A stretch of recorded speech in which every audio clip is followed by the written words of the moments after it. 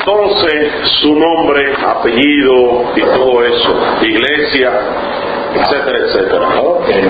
Mi nombre es José Luis Aquino, pastor de la Iglesia Evangélica Nueva Vida en la ciudad de Reading, Pensilvania, Estados Unidos. Usted me dice, pastor, que en esta foto que hay aquí, ¿verdad?, que fue una de las campañas con David García, usted es ese joven que se ve ahí. Exactamente. Descríbame la experiencia ahí en esa actividad. Julio Álvarez, 1954, David García y Jaime Cardona. Ay, santo Dios.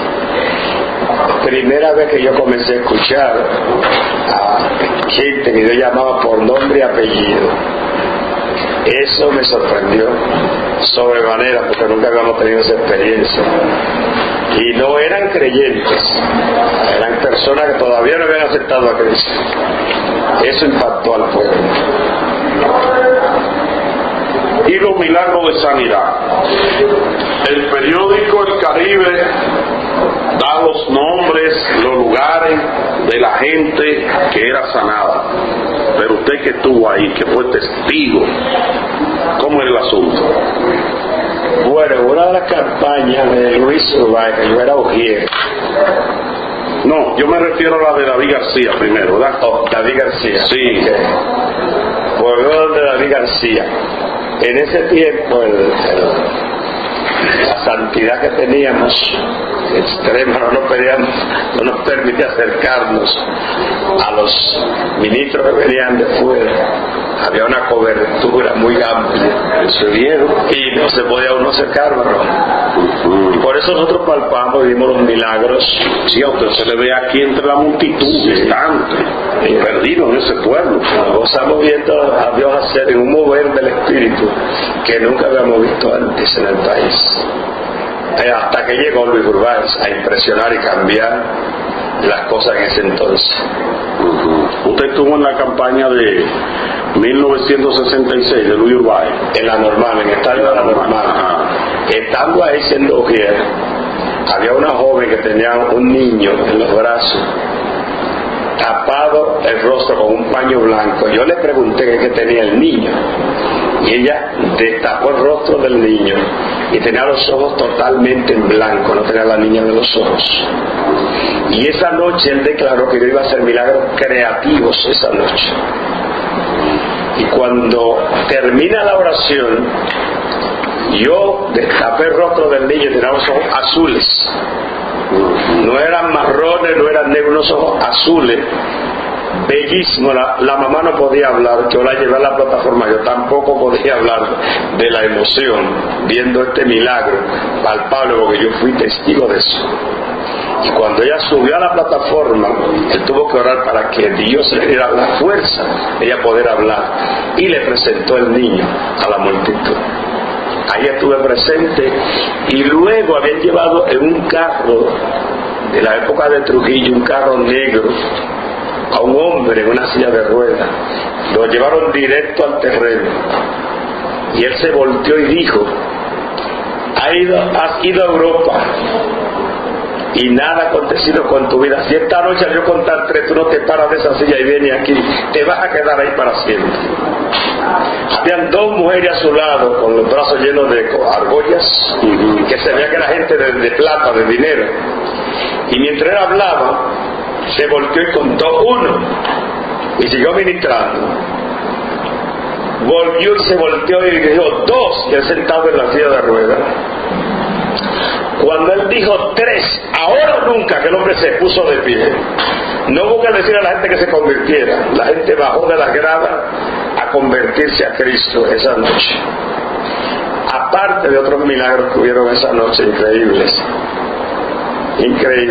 Yo viví eso, viví la campaña última que dio en Los Minas, que le dijo a una mujer: fuiste a Europa, hija, era la madre de una doctora. Sí, madre de una doctora. Y la doctora la había llevado a Europa, la había llevado a Estados Unidos, y la señora tenía parte de su cuerpo muerta, la mitad de su cuerpo. Y él le dijo: esta noche, para que tú veas que la medicina tiene impedimento, pero Dios que yo le sirvo no. yo declaro un milagro. Ahí la señora comenzó a caminar, a correr en la plataforma. Eso fue en el mercado de los Minas, que es la última campaña que yo estuve presente. Aparte de otros milagros también que ocurrieron, que yo creo que el único dominicano que ha conmocionado al país en ese tiempo, Luis. Luego lo llevaron a Santiago, al parque de pelota de Santiago.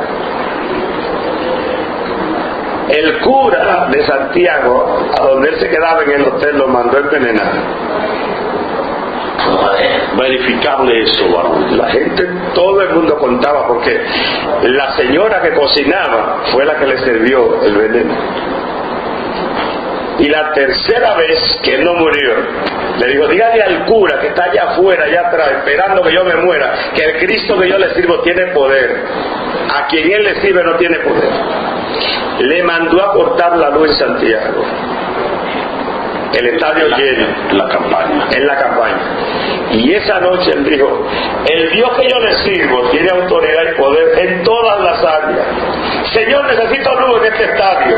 Al instante hubo una chispa en un transformador y había luz en el estadio y toda la ciudad de Santiago oscura. Mientras se predicó esa noche, había luz en el estadio. Y yo haciendo milagros esa noche increíble. Había gente de La Vega, de Jarabacoa, de la capital, eso estaba lleno. Eso hizo de la verdad. ¿Qué milagro hay que a usted más le llamara la atención? A mí me impactó el de los ojos azules, porque el niño era un niño blanco. Y yo jamás esperé que Dios le pusiera esos ojos azules a ese niño. Eso a mí me impactó, porque yo estaba al lado como viejo y vi esto. Una niña que a los 2 años tuvo un problema físico y no hablaba. Ya tenía 8 años y su mamá nunca le había escuchado decir la palabra mamá. Y esa noche Dios hizo un milagro. La niña comenzó a hablar delante de todo el mundo en la plataforma. Agarra el libro así, el libro agarrado así, y sigue hablando. También en Río Grande, Puerto Rico, se cuenta la campaña que él estuvo, que había un señor que tenía solamente el hueco de los ojos, no veía. Eso lo escuché yo. Él no veía. Y cuando él declaró milagros creativos de parte de Dios, él llamó al hombre que usaba unos lentes, porque tenía el vacío de los ojos, y unos lentes puestos. Y cuando llamó por milagro creativo, declaró milagros, el hombre comenzó a decir que veía.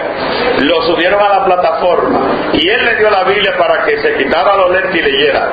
Y el hombre comenzó a leer la Biblia. Aquello daba temor, viendo unos huecos vacíos, un hombre leyendo la Biblia. Increíble. Eso fue en Río Grande, Puerto Rico. ¿Usted estuvo ahí en esa campaña? Estaba en Manatí. De Manatí fui a la casa de Gille, porque yo salía para Haití, y llamaron a Gille para que le detuvieran la campaña a ese dominicano que había pecado. Y escuché al siervo de Dios Gille Ávila decir estas palabras: David era un hombre conforme al corazón de Dios, y cayó. Si él está predicando a Cristo, déjelo predicar a Cristo, hermanito. Que tenga buen día, Dios le bendiga, y le enganchó el teléfono. Hábleme un poco acerca de eso, varón. ¿Qué sabe usted de esa debilidad de Luis Báez? ¿Qué era lo que en realidad pasaba con él? Bueno, hermano, cuando precisamente uno nace en este país en la pobreza y vive como Luis Báez vivía, que era robando, y llega a un ambiente ya diferente, comenzó a viajar, a recibir dinero que nunca había tenido y dólares menos. Comenzó a revelar de gente que tenía el número de cuenta de banco y cuánto tenía, que aquí pasó eso en la normal también. El dinero, y que se llegó hacia él un grupo de gente que lo hacían intocable, le dieron una fama, y entonces comenzaron a buscar a las mujeres bonitas, hermosas, que y fortuna. Ok. Pues ahí comenzó el hermano a fallar. Yo conocí